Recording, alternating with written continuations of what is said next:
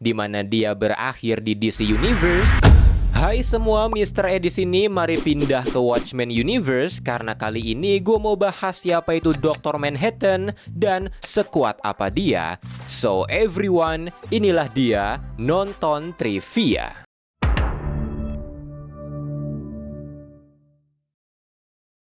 Mari kita mulai dengan backstory-nya. Lahir dengan nama Jonathan Osterman, Dr. Manhattan adalah anak dari pasangan Wahyudi Jerman, Joseph dan Inge Osterman. Pada tahun 1939, ketika Perang Dunia Kedua pecah, Jonathan yang pada waktu itu masih berumur 9 tahun harus kabur dari Jerman bersama kedua orang tuanya karena mereka adalah Wahyudi.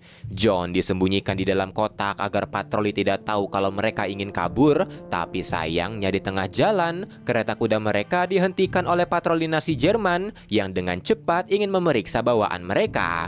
Melihat ini, Inge ibunya memutuskan mengorbankan diri. Dia segera lari mengalihkan perhatian pasukan Jerman agar Joseph punya kesempatan menembak mereka. Dan berkat pengorbanannya ini, Joseph dan John bisa pergi ke Amerika meski Inge harus tewas.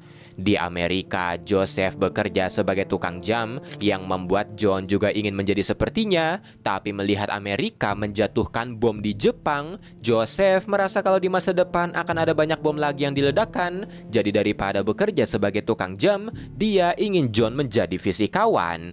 John mendapatkan gelar PhD di Atom Physics pada tahun 1958 dan direkrut ke Gila Flats pada tahun 1959 untuk meneliti soal intrinsic field. Di momen ini pula dia bertemu kekasihnya Jenny Slater yang juga merupakan saintis, di mana mereka dengan cepat jatuh cinta. Dan karena jam tangan milik Jenny rusak saat mereka jalan-jalan, John berjanji akan memperbaiki itu. Dan inilah awal dari semuanya. Setelah selesai memperbaiki jamnya, John yang lupa kalau jam itu ada di jas labnya segera pergi mengambil jasnya yang berada di ruangan uji coba eksperimennya. Naasnya dia masuk saat uji cobanya sedang berlangsung, yang membuat pintu ruangannya otomatis terkunci dan tidak bisa dibuka. Ini membuat Jenny dan teman-temannya histeris, dan ketika alatnya menyala, tubuh Jonathan pada akhirnya hancur. Tapi meski tubuhnya hancur, kesadarannya masih bertahan, dan beberapa bulan kemudian, John mulai membentuk lagi ulang tubuhnya secara bertahap dan butuh waktu 22 hari sampai tubuhnya terbentuk sempurna. Tapi alih-alih kembali ke bentuk semula, tubuh John kali ini terbuat dari energi murni, berwarna biru. Dia juga melihat atau mengalami waktu secara non-linear, emosinya perlahan-lahan menghilang, dan kembalinya John ini dengan cepat diketahui pemerintah.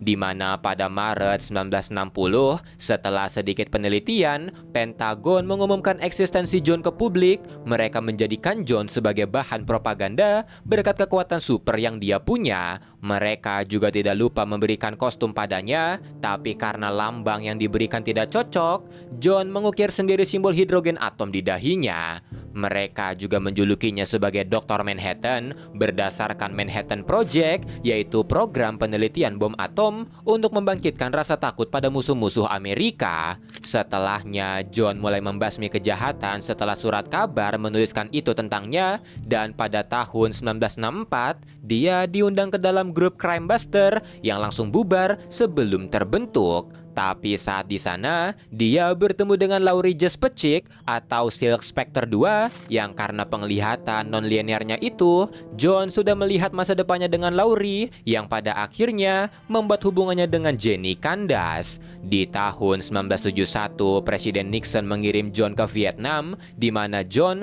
menjadi faktor utama menangnya Amerika pada Vietnam War dengan membuat para Viet Cong menyerah. Setelah demo yang menuntut para vigilante bertopeng dihentikan, Senator Keene menciptakan undang-undang pelarangan vigilante bertopeng yang disebut Keene Act yang membuat para vigilante mulai pensiun kecuali John dan The Comedian yang bekerja dengan pemerintah serta Rorschach yang menolak undang-undangnya. Dalam rangka mendamaikan dunia, teman lama John yaitu Adrian Veidt atau Ozymandias merekayasa berbagai hal seperti membunuh The Comedian, menuduh John menyebabkan orang-orang terdekatnya kanker, kanker yang pada akhirnya membuat John pergi ke Mars.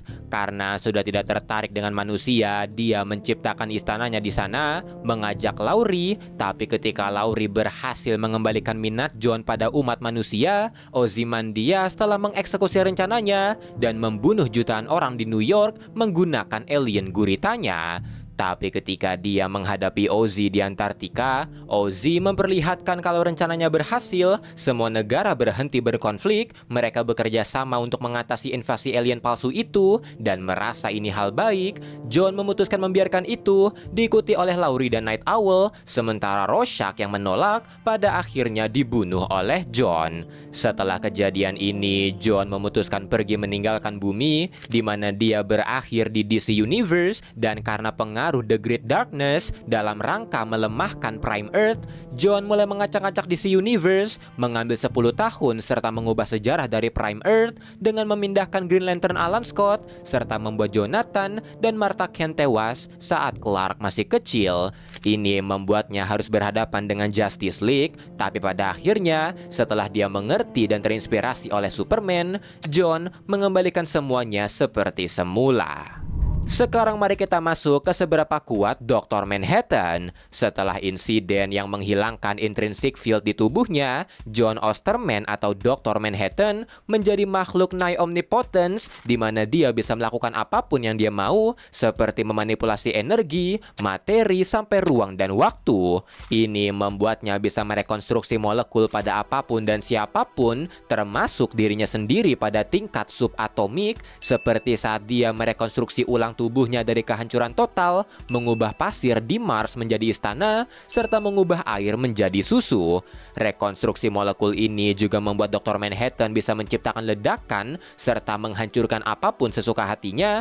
Dia juga bisa memanipulasi ukuran tubuhnya, dan juga bisa beregenerasi dengan sangat cepat. Dia juga bisa melakukan telekinesis, telepati, teleportasi, dan teletele yang lain. Dia juga tidak butuh asupan apapun karena tubuhnya terbuat dari energi murni, yang punya energi tak terbatas, bahkan melampaui Mr. Mixie Spitlix yang merupakan makhluk dimensi kelima. Dr. Manhattan juga nigh omniscience, di mana dia bisa melihat masa lalu, kini, dan depan di waktu yang bersamaan. Dia juga bisa melihat sebuah peristiwa dalam third person view. Dia bisa melakukan time travel. Dia punya cosmic awareness, bisa menciptakan timeline baru, sampai bisa melihat sebuah timeline yang sudah terhapus. Tapi kemampuan penglihatannya ini bisa diblok menggunakan tachyon partikel yang membuat Dr. Manhattan akan kesulitan melihat masa depan. Dan Dr. Manhattan juga nigh omnipresence, di mana dia exist di berbagai timeline di waktu yang bersamaan. Selain itu, dia juga bisa memanipulasi elemen seperti saat menciptakan aura oksigen untuk Laurie,